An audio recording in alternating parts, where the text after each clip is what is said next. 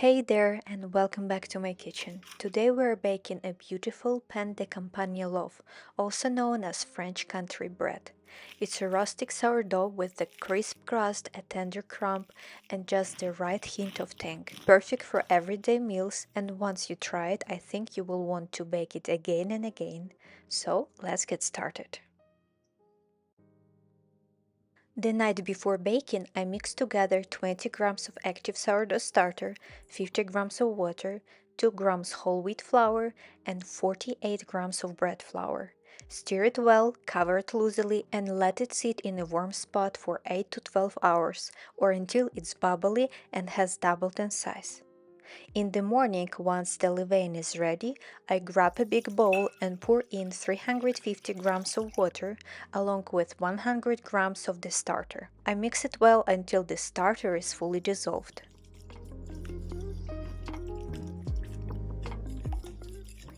Next, I add 25 grams of rye flour, 50 grams of whole wheat flour, and 450 grams of bread flour. I start mixing slowly with the Danish whisk. Then switch to my hands to bring the dough together. It might feel a bit rough and shaggy at this point, that's totally fine. Just keep kneading gently until everything is combined. I also use slap and fold technique here as you see in the video to help develop the dough. Now I cover the bowl and let it rest for about 30 minutes. This gives the flour time to hydrate and lets the gluten start forming naturally. After the rest, I sprinkle 10 grams of salt over the dough and add 1 tablespoon of water to help it dissolve. Then I gently mix everything together, first using the pinch and fold method, then moving into squeezing the dough. Once the salt and water are fully combined, I switch to a fold and slap technique, kneading the dough until it becomes smoother and more elastic. You will know the dough is ready when it feels stronger, stretch easily, and start to pass the gluten window test. It should gently stretch into a thin, translucent layer without tearing. It might feel sticky at first, but don't worry, it will come together beautifully.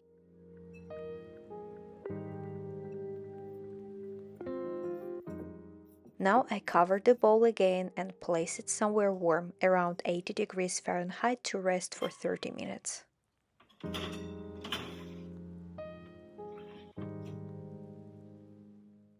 Now it's time to build strength in the dough with stretch and folds. Every 30 minutes I do one set.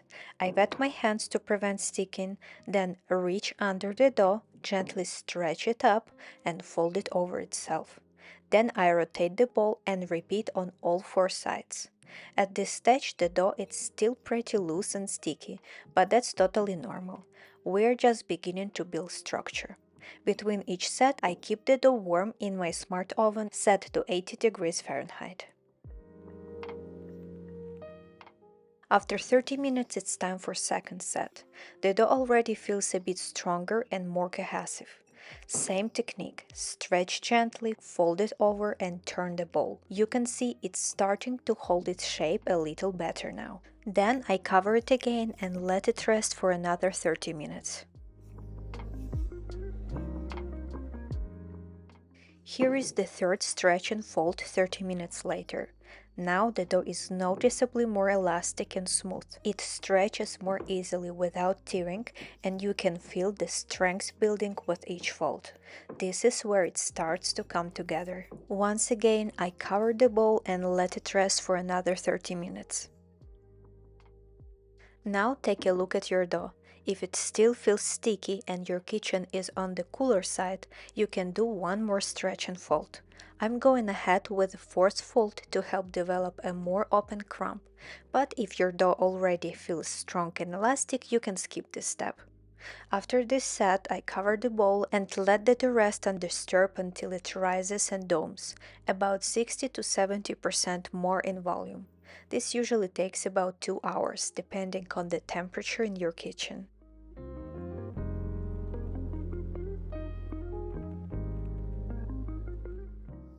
Once the dough has risen and feels light and airy, I lightly flour the top with whole wheat flour and gently turn it out onto my work surface, floured side down.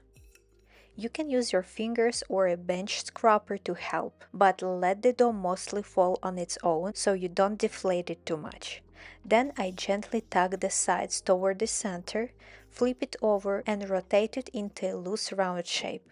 This is the pre-shape, it doesn't need to be perfect. I cover and let it rest for about 20 minutes to let the gluten relax before final shaping.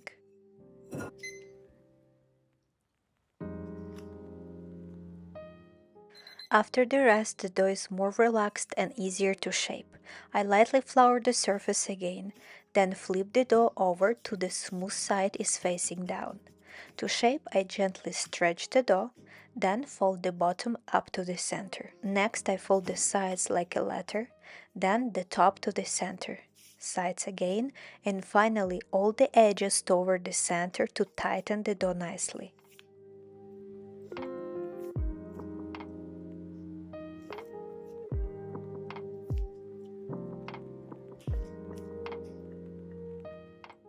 Then I roll it up from the bottom, creating surface tension as I go, and seal the edges.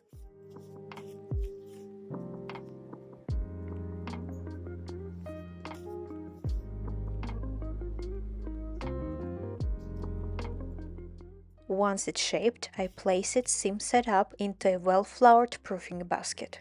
I press it down gently with my hand to help it fit the shape of the basket, more oval in this case. Then I finish by stretching and pinching the edges toward the center one last time to keep the shape tight and secure. Now I don't cover the basket, I just place it directly into the fridge for an overnight cold proof, anywhere from 8 to 16 hours. In the morning we will bake it straight from the fridge, no need to bring it to room temperature.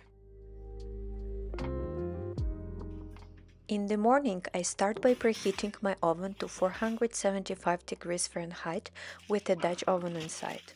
When it's fully heated, I take the dough out of the fridge and gently flip it onto a piece of parchment paper. Then I dust a little flour on top to help highlight the score. Now I will show you one scoring method, but feel free to keep it simple or use this time to practice your own scoring style. There is no wrong way to make it your own. First, I use a piece of twine to lightly mark where I want to score. This helps me plan the pattern before cutting. Then I use a sharp razor blade or lame to follow those lines and score the dough with confidence. For this loaf, I am doing a simple wheat stalk pattern along one side.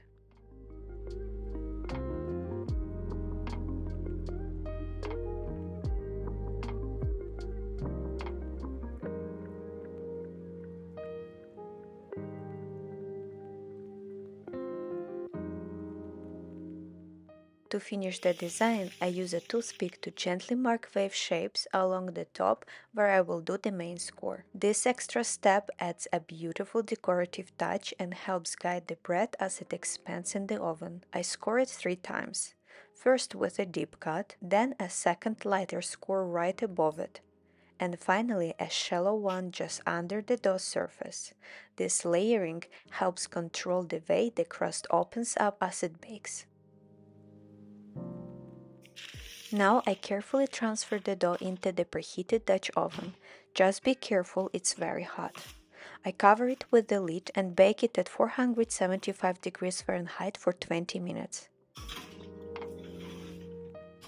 Then I remove the lid, reduce the temperature to 450 degrees Fahrenheit and continue baking for another 20 to 25 minutes, or until the crust is deep golden brown and crisp. Once it's done baking, I carefully lift the bread out of the Dutch oven, give it a quick tap to check that it sounds hollow, and place it on a wire rack to cool. As tempting as it is to cut into it right away, it's best to let it cool completely.